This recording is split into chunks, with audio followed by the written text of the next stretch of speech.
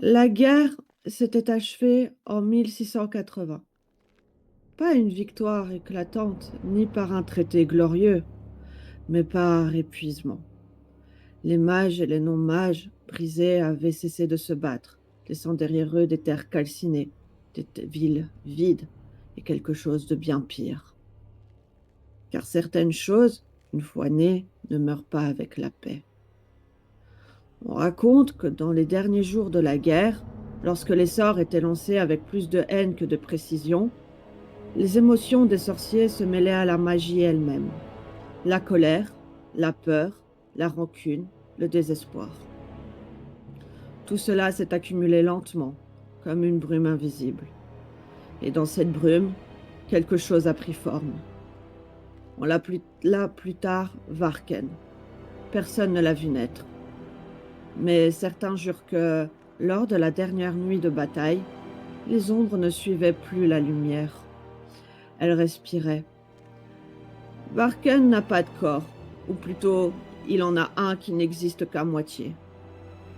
Une silhouette sombre, mouvante, entourée d'un amas de fumée noire qui ressemble couler comme de l'encre vivante. Ses contours se déforment, se déchirent, se reforment, comme si la réalité elle-même refusait de le contenir.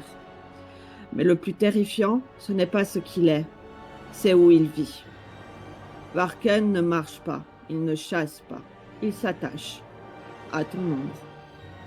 Au début, rien ne change. Tu continues ta vie, tu parles, tu ris.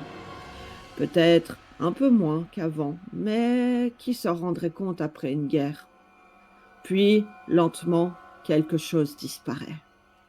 La colère s'apaise, la tristesse s'efface, même la peur s'atténue.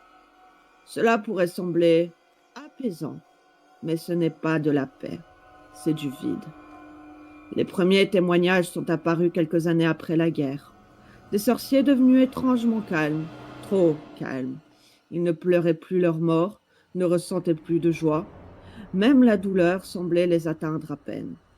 Leurs proches parlaient de regards absents, comme si quelqu'un regardait à travers eux. Puis vinrent les disparitions, pas physiques, intérieures. Un jour, un mage du nom d'Eldric fut retrouvé assis dans sa maison immobile, vivant, mais vide. Ses yeux ouverts fixaient le mur, et derrière lui son ombre. Elle ne correspondait plus à sa posture. Elle se tenait droite, indépendante.